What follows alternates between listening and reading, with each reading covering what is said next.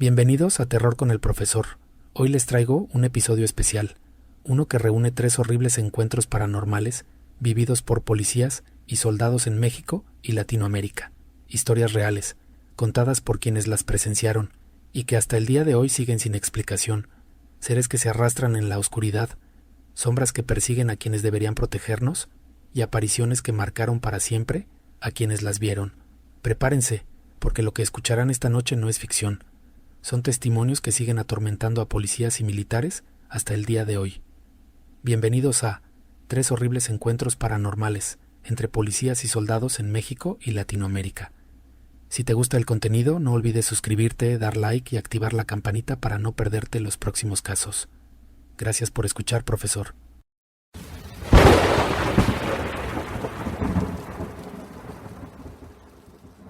Gracias por darme este espacio, profesor. Te voy a contar algo que no he podido olvidar desde aquella noche. No daré mi nombre ni el de mis compañeros, porque todos seguimos activos y nadie quiere que lo tachen de loco o que digan que andamos inventando cosas para no trabajar. Pero lo que vivimos en el kilómetro 31 de la antigua carretera México-Puebla no es algo que uno pueda dejar atrás. Incluso hoy, cada vez que paso cerca, aunque sea de día, mi cuerpo reacciona como si volviera a estar atrapado allá, como si esa cosa siguiera ahí, esperando. Todo empezó como una guardia normal. Nos habían asignado montar un retén nocturno preventivo en ese punto, porque había reportes recientes de robos y accidentes. Llegamos cerca de las 10:30 de la noche. Recuerdo que hacía frío, ese frío seco que pega en los huesos, aunque no haya viento. El cielo estaba despejado, lo cual es raro en esa zona porque suele haber neblina, pero esa noche las estrellas estaban claras. Montamos la unidad, colocamos los conos y las luces, y empezamos con la rutina de siempre. Todo normal.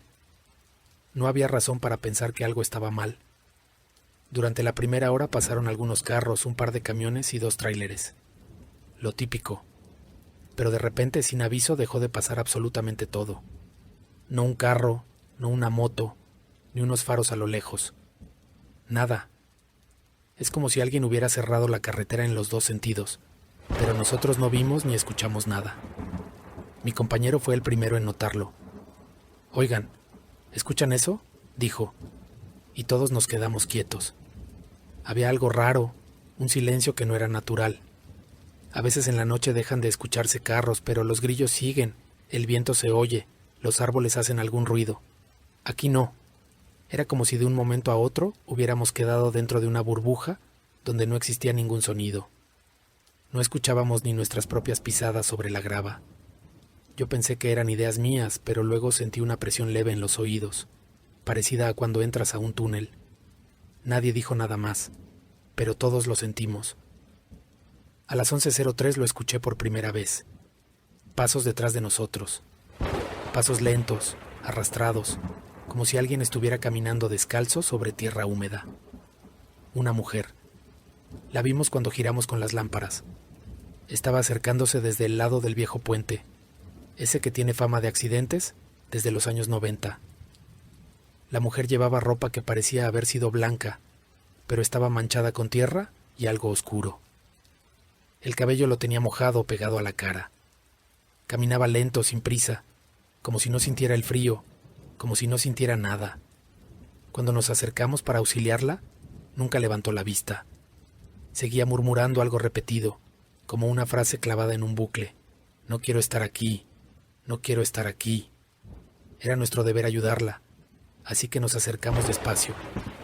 Intenté hablarle, preguntarle si se encontraba bien, pero no reaccionaba. Fue hasta que uno de los compañeros extendió la mano para tocarla que ella levantó el rostro. Y ahí fue donde todo se vino abajo dentro de mí. Su cara estaba pálida, demasiado pálida, con un tono grisáceo. Los ojos no tenían brillo, pero tampoco estaban muertos. Parecían vacíos como pozos negros. La boca, su boca estaba rota, no abierta, rota, como si alguien hubiera jalado las comisuras hacia los lados hasta desgarrarlas. No había sangre fresca, pero el tejido estaba oscuro, como si se hubiera secado hacía mucho. Cuando la iluminamos por completo, sonrió, una sonrisa que se estiraba de forma antinatural. En ese instante dijo algo. Su voz no era una sola. Sonaban dos voces al mismo tiempo, una femenina y otra grave, como la de un hombre adulto con la garganta destrozada diciendo: ¿me llevan de regreso? Eso fue lo que dijo.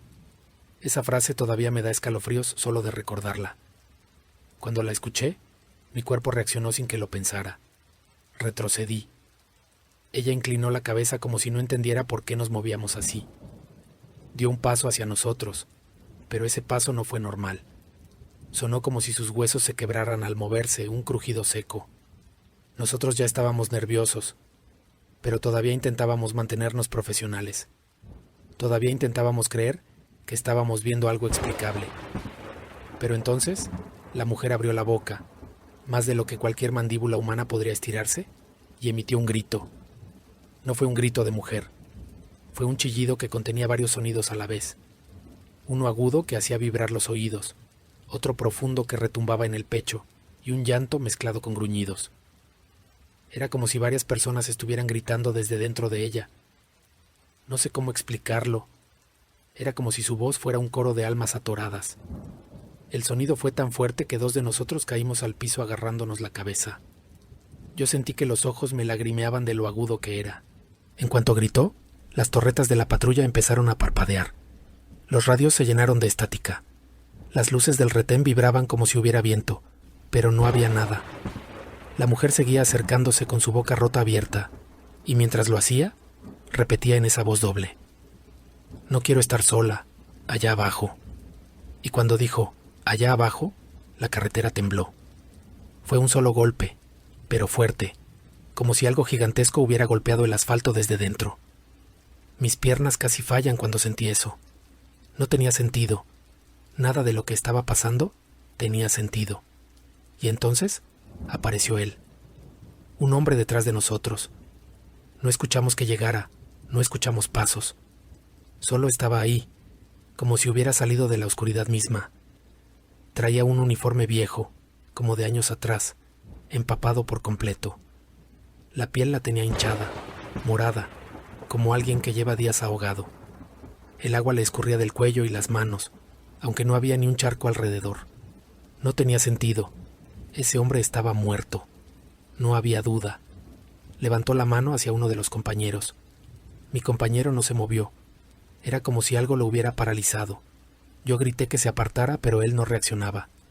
El hombre ahogado abrió la boca y de entre sus labios salió agua sucia, turbia, como agua de río contaminado. Y con una voz hueca, como si hablara desde el fondo de un pozo, dijo: «Falta uno más». Yo sentí que se me helaba el pecho. No sabía si hablaba de nosotros, de ellos o de quién. Lo único que sabía es que nada de eso debía estar pasando. El aire se volvió pesado. El silencio volvió a caer, pero esta vez no era natural. Era como si la noche se hubiera tragado todo el sonido excepto sus voces. En un intento desesperado, uno de los compañeros disparó al aire. Ese sonido rompió algo, literalmente. Fue como si el disparo rasgara una tela invisible. La mujer se detuvo. El hombre ahogado también. Era como si el ruido los hubiera congelado por un segundo. Aprovechamos ese instante para correr hacia la unidad. Yo casi arrastraba al compañero paralizado. Llegamos, nos subimos, intentamos encender el motor, pero nada, ni un clic, ni las luces, ni la radio. Era como si la patrulla estuviera completamente muerta. Bajamos desesperados, sin saber qué hacer, y ahí vimos las pisadas. Pisadas mojadas en el pavimento avanzando hacia nosotros. Pero no había nadie ahí. Las huellas simplemente aparecían, como si algo invisible caminara hacia nuestra dirección. Eso fue lo que nos hizo empezar a caminar por la carretera. No teníamos otra opción. Era peor quedarnos en ese punto. Lo que vino después es lo más difícil de explicar. Caminamos durante minutos, pero la carretera no cambiaba. No avanzábamos. No importaba cuánto camináramos, los señalamientos eran los mismos, las marcas del pavimento las mismas, como si estuviéramos atrapados en un tramo que se repetía en bucle. Esa sensación de que la realidad estaba alterada, de que estábamos atrapados, no la puedo expresar con palabras. Sentí que si me detenía, si dejaba de caminar, algo desde abajo me jalaría. Mientras avanzábamos, algo golpeó el pavimento nuevamente. más fuerte que antes. El suelo vibró, el aire tembló. Algo quería salir desde abajo, algo enorme. No nos detuvimos. Seguimos caminando casi corriendo cuando, por fin, vimos unas luces a lo lejos. Un tráiler. Parecía venir hacia nosotros. Hicimos señas desesperados. Era nuestra oportunidad de que alguien más nos viera, de que todo volviera a la normalidad. Pero cuando el tráiler pasó junto a nosotros, pasó a través de nosotros. Fue como si estuviéramos hechos de aire. Y lo peor, alcancé a ver al conductor. Estaba muerto. Tenía los ojos abiertos, la cara hinchada y agua salía de su boca. El tráiler seguía avanzando sin control, pero sin chocar, como si no existiera realmente. Eso fue lo que nos terminó de quebrar. Ya no sabíamos si estábamos vivos, muertos, atrapados en algo o qué. Solo seguimos caminando, diciendo el nombre del compañero paralizado para que no se quedara atrás. No sé cuánto tiempo pasó. Solo sé que de repente la radio de uno de ellos sonó. Una voz de central preguntando dónde estábamos, que por qué llevábamos 2 horas sin responder, y que la patrulla había aparecido kilómetros atrás, sin gasolina y sin nadie adentro. 2 horas. Para nosotros no habían pasado más de 40 minutos. Cuando por fin nos encontraron, estábamos exactamente en el punto del retén. Pero ya no había conos, ya no había luces, ya no había nada. Como si nunca hubiéramos montado el operativo. Como si todo hubiera sido un hueco en el tiempo. Nos hicieron el reporte de rutina y nos dijeron que debió ser cansancio, estrés, que en la noche uno se sugestionaba fácil. Pero no, lo que vimos no lo inventamos. Lo que escuché, ese grito, no se puede inventar. Hoy en día, cuando paso por ahí, lo hago sin mirar hacia el puente. Pero dicen que a veces, los automovilistas que pasan a las 3 de la mañana ven a una mujer caminando descalza por la orilla, con la boca rota y el pelo mojado, acompañada de un hombre que gotea agua en el pavimento. No vuelven por ayuda, solo están ahí, como si nunca hubieran salido de ese lugar, como si buscaran que alguien más los lleve de regreso. Y yo sé, profesor, yo sé que esa noche nosotros estuvimos a un paso de quedarnos atrapados igual que ellos.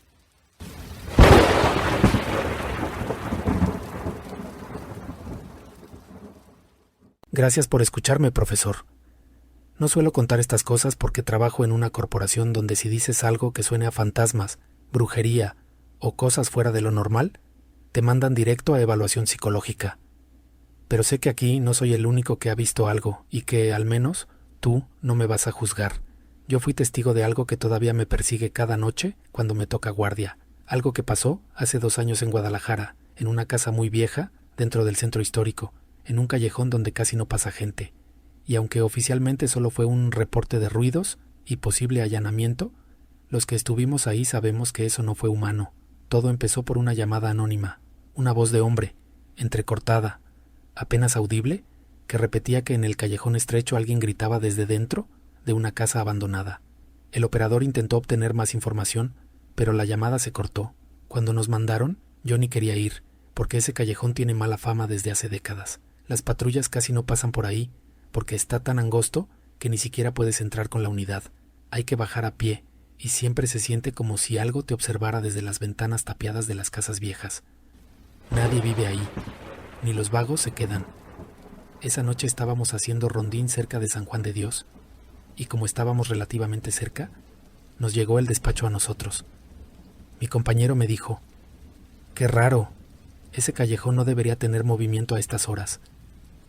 Solo asentí, porque ya había escuchado historias de los compañeros veteranos, que por ahí se escuchaban pasos, que una mujer lloraba en las madrugadas, que se veía una sombra colgando de un balcón inexistente. Obviamente uno siempre cree que son exageraciones, hasta que te toca. Estacionamos la unidad a la entrada del callejón. Las luces apenas iluminaban unos metros. El resto era negro, como si la oscuridad ahí fuera más densa que en cualquier otro lado. Bajamos con lámparas y empecé a sentir esa pesadez en el pecho que solo aparece cuando algo no anda bien. No viento, no movimiento, no ruidos, nada. Como si el mundo se hubiera detenido ahí adentro. Caminamos despacio, tratando de ver si había algún indicio de vandalismo o alguien escondido. A la mitad del callejón escuchamos golpeteos secos, pero no metálicos, ni como pasos. Eran golpes como si alguien empujara una pared desde dentro. Los dos nos detuvimos. Mi compañero apuntó su lámpara hacia una casa con fachada más vieja que las demás. Tenía la puerta carcomida, llena de marcas que parecían rasguños. La ventana estaba tapiada con tablas, pero una de ellas vibraba con cada golpe, como si del otro lado alguien empujara con desesperación. «¡Policía! ¿Hay alguien ahí?», grité. No contestó nadie, pero los golpes se detuvieron de golpe. Por un momento pensé que sería un adicto buscando un lugar para dormir, pero algo se sentía diferente. Era demasiado fuerte el silencio, casi antinatural. Cuando nos acercamos más, se oyó como si alguien corriera dentro de la casa, pegado a las paredes, como si tratara de ocultarse de nosotros o de algo más. Mi compañero me vio y dijo: «Algo está mal aquí», le respondí. Nada más asomamos y si vemos a alguien, pedimos refuerzos. La puerta, aunque vieja, estaba cerrada con seguro. Cuando intentamos abrirla con la mano, vibró, como si algo del otro lado la empujara hacia afuera, pero sin terminar de abrirla. Dimos aviso por radio de que íbamos a ingresar. El operador nos preguntó si necesitábamos apoyo, pero dijimos que solo era un posible allanamiento y que lo teníamos controlado. Ojalá hubiéramos dicho que sí necesitábamos refuerzos. Logramos abrir la puerta a la fuerza y un olor viejo, enmohecido y cargado salió como si la casa hubiera estado respirando y nos recibiera con su primera exhalación en años. Adentro estaba casi completamente oscuro y lo único que se alcanzaba a ver era un pasillo largo y estrecho. El aire estaba tan frío que se veía el vapor de nuestra respiración. Eso no tenía sentido, porque afuera hacía calor. «Policía, ¿hay alguien aquí dentro?», grité. Entonces se escuchó... no sé cómo explicarlo. No eran pasos, no era una voz. Era un murmullo como de varias personas hablando al mismo tiempo, pero desde muy lejos, como si viniera desde debajo del piso. Y con cada segundo, el murmullo subía de volumen, como si muchas voces se acercaran arrastrándose.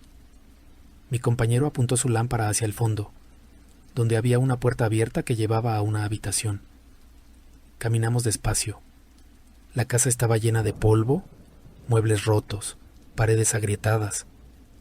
No parecía que alguien hubiera estado ahí recientemente, y aún así sentíamos presencia, muchas presencias. Cuando llegamos a la habitación, algo parecía extraño en el piso. El polvo había sido movido, como si alguien hubiera arrastrado los pies, o algo hubiera sido arrastrado. «Creo que hay alguien escondido», dije, pero antes de que pudiéramos revisar, se escuchó un golpe seco arriba de nosotros, en el segundo piso. No un golpe normal.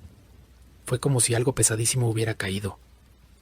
Los dos apuntamos las lámparas hacia la escalera vieja. Cada escalón parecía podrido, como si no soportara ni nuestro peso. Y sin embargo, arriba seguían los ruidos. ¿Como pasos lentos? No, pesados, arrastrados.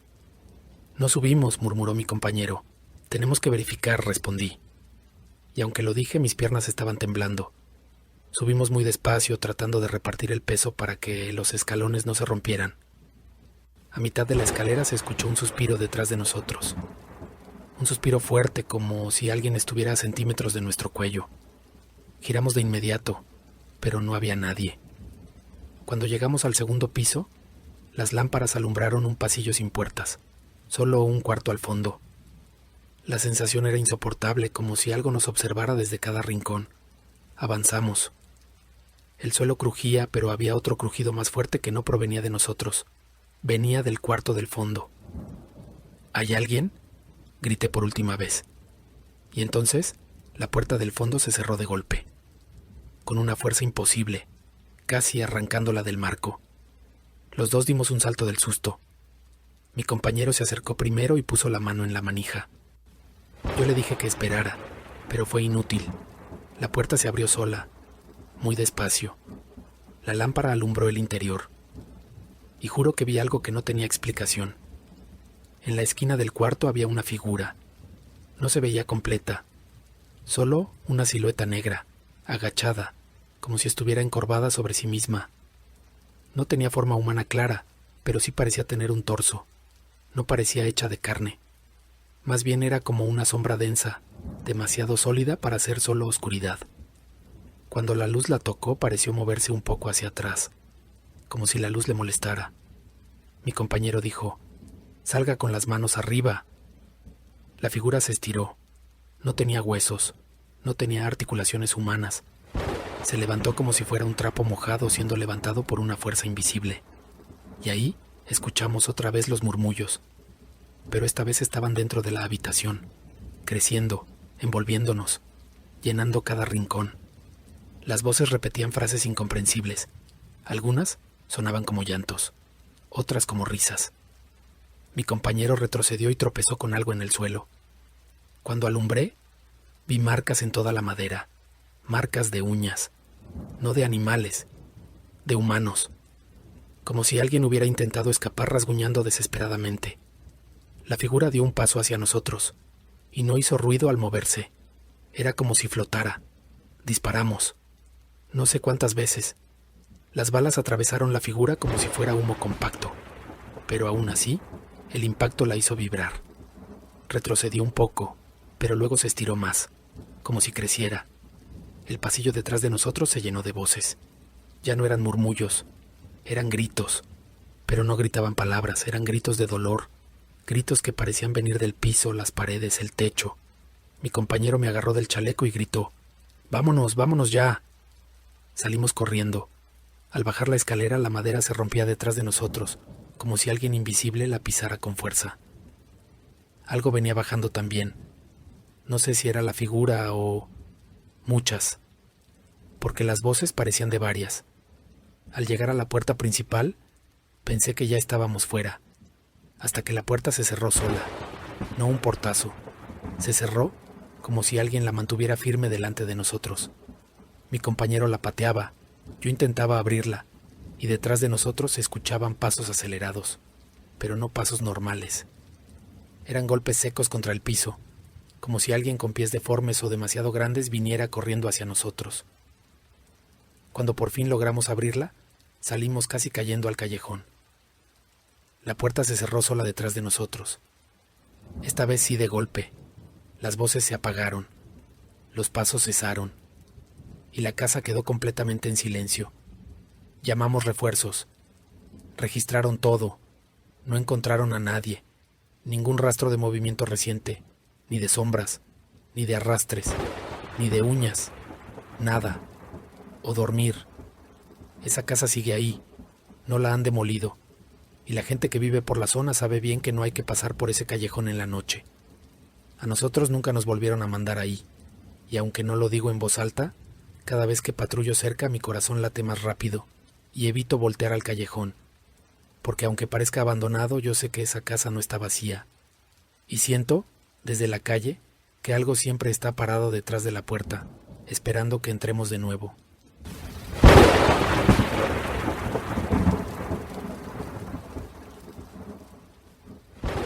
Gracias por dejarme contar esto aquí, profesor. Llevo años guardándomelo porque en mi unidad nadie quiere hablar de lo que pasa en la garita vieja de Sonoita, allá en Sonora, donde el desierto se siente eterno y el viento sopla tan fuerte que parece que arrastra voces.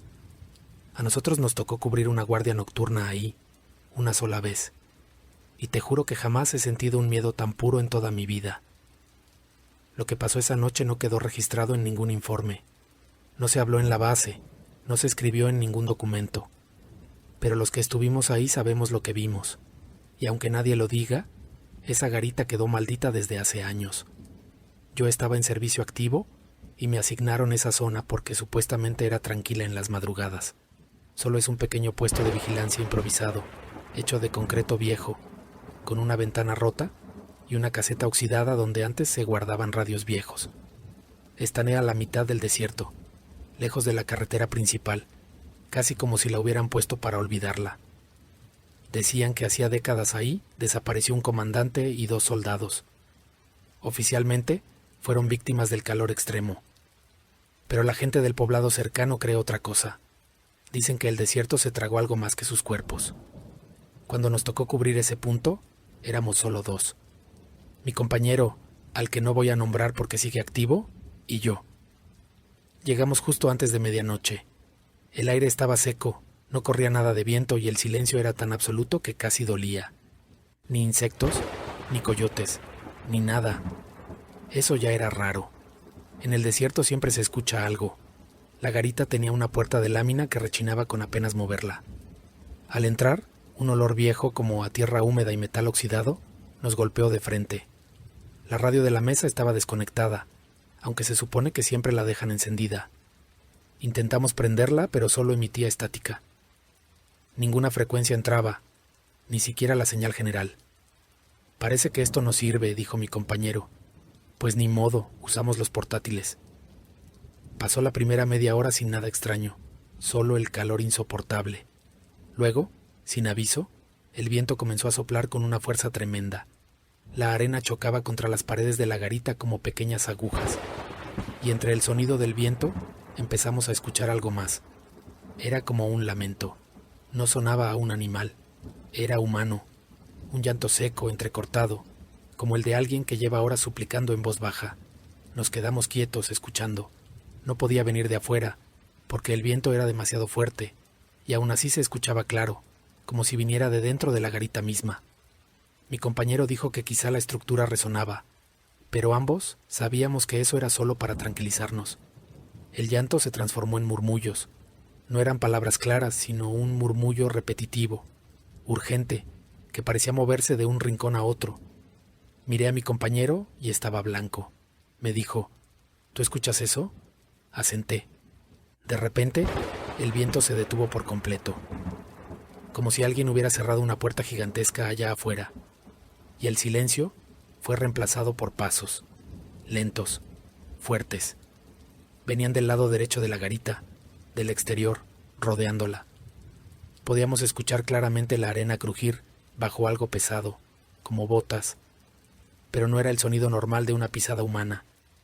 Era más profundo, más arrastrado, como si la pierna que avanzaba estuviera rota. Los pasos se detuvieron justo frente a la ventana rota. No se veía nada, solo oscuridad, y entonces una sombra pasó frente a la ventana. No tenía forma humana precisa.